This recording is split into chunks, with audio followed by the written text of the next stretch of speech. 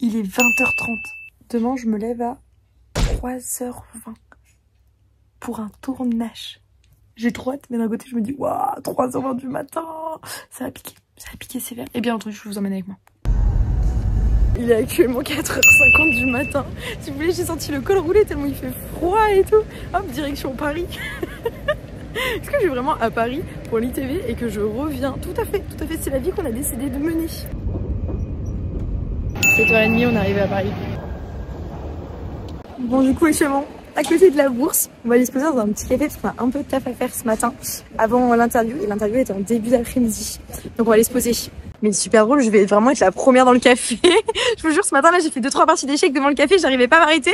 Et là, je me suis dit, bon, la tête y aller. Et en fait, il y a vraiment personne.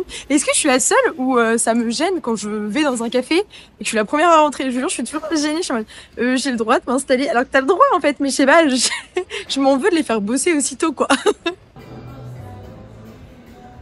Je finis un petit update, je suis un peu stressée. Là, on va le faire. Je suis stressée. Je suis toujours stressée un peu avant de filmer mon épisode de podcast. Je sais pas pourquoi, genre j'ai l'habitude et tout de interviewer des gens. Et ça me stresse toujours parce que tu rencontres quelqu'un, t'as envie que ça lui plaise, t'as envie que ça plaise à tout le monde, t'as envie que ça se passe un bon moment, etc. Et donc voilà, toujours un peu le stress et un peu l'excitation de commencer, de rencontrer quelqu'un aussi, tu vois, c'est trop cool, mais un peu de stress.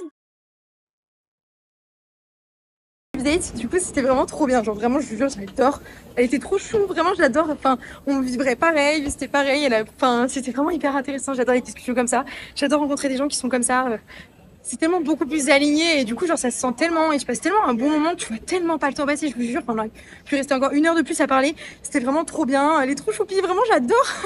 Genre on dirait trop une enfant et tout, mais vraiment trop des bonnes vibes, trop des good vibes, et là tu rentres, t'es trop content, t'as le sourire et tout, genre trop bien. Donc moi je vous souhaite de rencontrer et de vous entourer de gens, en tout cas qui vibrent comme vous, ou du moins qui ont les mêmes centres d'intérêt, ou je sais pas, ou vous sentez que quand vous les voyez, genre ça vous redonne de l'énergie, ça vous en enlève pas, parce que je pense que bah c'est une des composantes peut-être pour être épanouie du bonheur.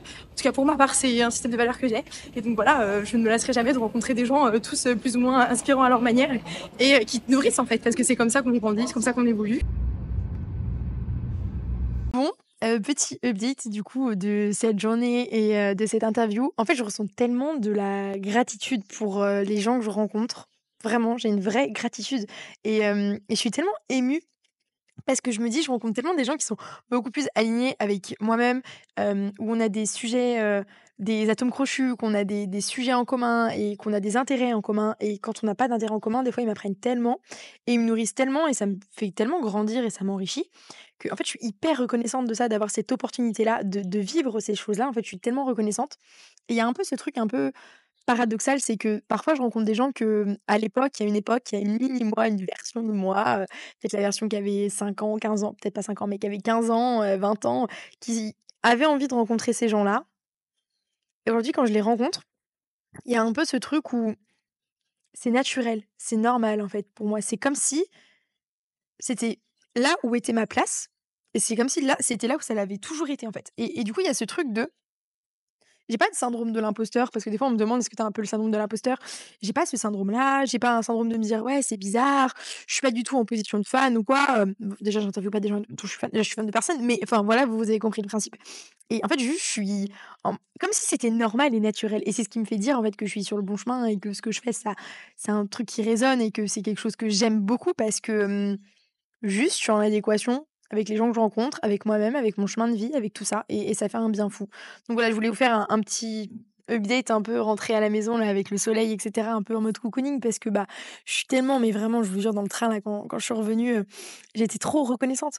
J'étais tellement reconnaissante des gens que je rencontre, de la vie que je me crée et en fait, je peux être reconnaissante aussi d'avoir eu le courage de poursuivre un peu mes objectifs, mes rêves et de m'écouter et d'écouter cette petite voix et en tout cas, quoi qu'il arrive, quoi qu'il advienne dans 1 an, dans 5 ans, dans 10 ans, je sais pas où j'en serai, mais une chose est sûre, je ne regretterai jamais, les choix qui m'ont amenée à rencontrer toutes ces personnes sur ma vie, à faire toutes ces actions que je fais, sur mon chemin de vie et je suis hyper reconnaissante pour ça. Je suis hyper reconnaissante que vous me suiviez, je suis hyper reconnaissante que vous aimez bien le contenu, je suis hyper reconnaissante que vous l'écoutiez. Enfin, vraiment tout ça, ça fait partie de mon agglomérat de reconnaissance et dans le train, j'avais juste les larmes aux yeux parce que, bah, j'étais fière de moi, j'étais fière de ce qu'on crée, j'étais fière de tout ça et juste ça m'a émue et je voulais vous le dire.